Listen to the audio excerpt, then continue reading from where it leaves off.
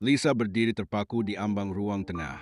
Suaranya tercekat, kain yang tadi dipegangnya jatuh ke lantai, berdering pelan namun menghantam suasana yang sudah berat itu. Pak, Pak ngomong apa barusan? Bisiknya. Tubuhnya mulai gemetar. Sosok bapak yang duduk di lantai itu menatap Lisa tanpa berkedip. Matanya kosong. Terlalu kosong. Lisa, sini. Kerikin bapak dulu. Bapak capek? Suaranya datar, tapi ada nada memaksa yang merambat halus seperti bisikan ular. Lisa mundur perlahan. Hatinya mulai dikuasai rasa yang sulit dijelaskan. Takut, curiga, dan kebingungan bercampur jadi satu. Tangannya meraba-raba dinding, mencari saklar lampu yang ternyata sudah tidak berfungsi. Pak, bapak masuknya lewat mana tadi? Tanyanya dengan suara setengah bergetar. Tadi pintunya dikunci. Sosok itu tak menjawab, malah kini berdiri. Gerakannya kaku, seperti boneka kayu yang ditarik paksa dari tali-tali usang. Ia melangkah perlahanku era Lisa. Lisa panik. Ia berlari menyalakan senter dari HP-nya. Sinar redup itu cukup untuk menunjukkan bahwa sosok yang mengaku bapak tadi kini berdiri diam di ambang pintu dapur, seperti tak mengikuti aturan ruang dan waktu. HP Lisa berdering. Panggilan masuk, Robi. Dengan tangan gemetar, ia tekan tombol jawab. Lisa, jangan buka pintu. Ya? Jangan percaya siapapun yang bilang dia bapak. Barusan sadar dari pingsan. Katanya tadi ada yang nyeret dia kebun belakang. Lisa terdiam. Matanya perlahan naik menatap sosok itu lagi. Senyumnya melebar tak wajar. Lisa, ada you bukin? Bisik suara dari ponsel. Tiba-tiba senter di HP-nya padam. Dan suara dari ruang tengah berubah menjadi tawa.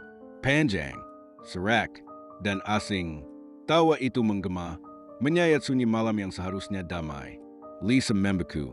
Kakinya lemas, tapi nalurinya memaksa untuk bergerak. Ia meraba-raba meja dapur, mencari benda apa saja yang bisa dijadikan perlindungan. Sebuah sendok kayu akhirnya tergenggam di tangannya. Konyol, tapi lebih baik daripada attack punya ABAPA. Tawa itu berhenti mendadak. Lisa menahan napas. Ruangan mendadak sangat hening. Bahkan deru nafasnya sendiri terdengar seperti dentuman bom di kepala. Lisa, suara itu muncul dari belakangnya. Padahal sosok itu tadi ada di depan. I mentally pelen. Sangat pelen. Kosong. Tak ada siapapun. Tapi kemudian, di dinding, muncul bayangan. Tinggi, kurus, dengan kepala yang sedikit miring dan tangan yang terlalu panjang. Bayangan itu tidak searah dengan cahaya dari HP Lisa. Seketika HP-nya hidup kembali, lampunya menyala terang sendiri dan layar menampilkan sesuatu. Video call dari Dinda. Lisa angkat, suara Dinda langsung terdengar panik. Lisa, jangan bergerak. Di belakang lo itu bukan bapak lo. Kami semua udah nyari bantuan. Ati, Dinda, dia masuk rumah, dia minta dikerikin. Suara Lisa bergetar. Jangan, itu cara dia masuk ke tubuh manusia. Lewat sentuhan. Terlambat, Lisa sadar, tangan bapak itu sudah menggenggam pergelangan tangannya. Suhu tubuhnya langsung turun drastis, seperti direndam di air es. Tiba-tiba suara adzan terdengar samar dari kejauhan. Sosok itu mendesis keras, melepaskan cengkramannya dan mundur perlahan. Tubuhnya mengejeng, wajahnya mulai melengkung-lengkung seperti lilin yang mencair. Lisa menjatuhkan sendok, meraih botol air wudhu yang biasa dipakai almarhumah ibunya dan menyiramkan airnya ke lantai. Sosok itu menjerit, bukan seperti manusia, tapi seperti dua suara disiksa dari dalam tubuh yang sama. Terdengar suara ketukan dari depan. Robi, Lisa berlari sekuat tenaga, membuka pintu depan. Di sana berdiri Robi bersama dua orang ustaz dari Masjid Kampung. Mereka segera masuk, membaca ayat-ayat dengan lantang, memenuhi rumah dengan suara yang menggema kuat. Makhluk itu berteriak, tubuhnya kemudian hilang. Semua hening. Lisa terduduk, matanya berkaca-kaca. Robi langsung memeluknya. Maaf, Lisa. Harusnya gua nggak tinggalin lu sendirian. Lisa hanya bisa menangis. Tapi jauh dari sana, di balik kebun bambu yang gelap dan tak terjamah, terdengar bisikan. Belum selesai. Belum. Dan bayangan itu muncul lagi. Kali ini di jendela rumah sebelah. Pagi datang tanpa benar-benar membawa rasa tenang. Cahaya matahari yang biasanya hangat kini terasa hambar. Rumah Lisa masih diliputi hawa dingin, seolah jejak dari sesuatu yang tak kasat mata belum benar-benar pergi. Lisa duduk di ruang tengah, dibalut selimut, matanya sayu dan lelah.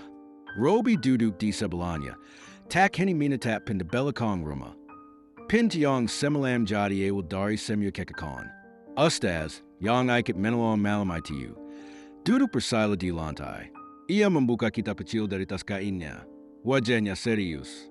Apa itu benar-benar makhluk dari kebun belakang? Ustaz? Tanya Lisa pelan. Ustaz mengangguk. Kami udah beberapa kali dengar cerita. Tapi baru kali ini dia sampai masuk ke tubuh manusia. Biasanya cuma nampakin diri, mengganggu lewat mimpi, atau suara.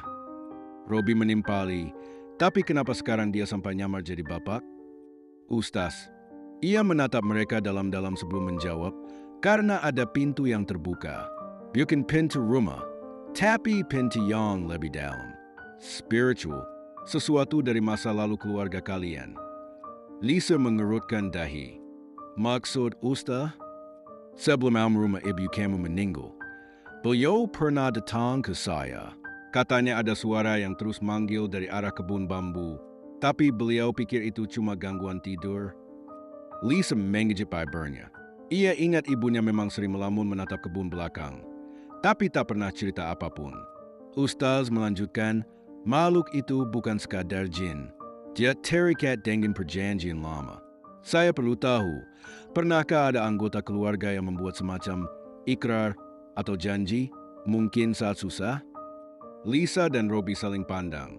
Lalu Lisa pelan menjawab, waktu bapak bangkrut dulu, dia pernah bilang, asal rumah ini tetap milik keluarga, saya rela apa saja ditukar. Tapi kami kira itu cuma omongan kesal. Ustaz menatap tajam. Itu bukan cuma omongan kalau diucapkan dari hati. Apalagi di tanah seperti ini, banyak tempat yang secara gaib memang kuat. Suasana hening. Tiba-tiba, terdengar ketukan dari luar jendela. 3 kali. Pelan, tapi cukup untuk membuat bulu kuduk berdiri. Mereka semua menoleh. Tak ada siapapun. Namun, di kaca jendela, ada bekas tangan. Tapi bukan tangan manusia. Terlalu besar dan bercakar. Lisa menatap Robbie. Suaranya nyaris tak terdengar. Kayaknya pintunya belum tertutup. Ketiga orang itu terdiam menatap jendela. Bekas tangan bercakar itu perlahan memudar, seperti kabut yang menguap di pagi hari. Tapi hawa dingin kembali menyusup ke dalam ruangan, menusuk kulit, menyelinap sampai ke tulang. Lisa menggenggam tangan Robbie erat-erat. Ustaz, kita harus gimana? Ustaz Rahmat berdiri, menggantungkan tas kainnya kembali ke bahu. Kalian harus siap, malam ini kita adakan ruqyah besar. Tapi bukan cuma untuk orang, rumah ini juga harus dibersihkan. Kebun bambu itu juga. Gimana caranya? Tanya Robbie, mulai panik. Itu kebun udah lama gak dijamah orang. Banyak yang bilang kalau masuk sana bisa kesasar sendiri. Ustaz menatap mereka dalam-dalam. Itu sebabnya kalian gak bisa tinggal diam. Pintu ini dibuka oleh darah keluarga kalian dan harus ditutup oleh darah yang sama. Lisa tersenggang. Maksudnya, kalian berdua, jawab sang Ustaz. Malam ini, setelah Isya, jangan pergi kemana-mana. Jangan sendirian. Dan jangan percaya pada siapapun yang bukan manusia. Malam pun tiba. Angin bertiup pelan tapi dinginnya tak biasa. Awan menutup bulan. Rumah Lisa di penihai Roma keu. Kahardam bekan ayat-ayat susi yang menggelar dari mulut Ustaz Rahmat. Lisa dan Robbie duduk bersila di ruang tengah. Di tengah lingkaran garam dan air doa. Di luar, suara-suara mulai terdengar, semacam bisikan, tapi bukan dalam bahasa yang mereka pahami. Ustaz, jangan bergerak apapun yang terjadi. Jangan jawab suara yang kalian dengar. Dan ingat, yang kalian lihat nanti bisa menyerupai orang yang kalian kenal. Tiba-tiba, dug. Pintu belakang digedor-gedor keras. Suara berat menggema. Lisa, bukain pintunya, Papak kedinginan, Lisa mentally reflex. Itu benar-benar suara bapaknya. Robbie langsung menarik lengan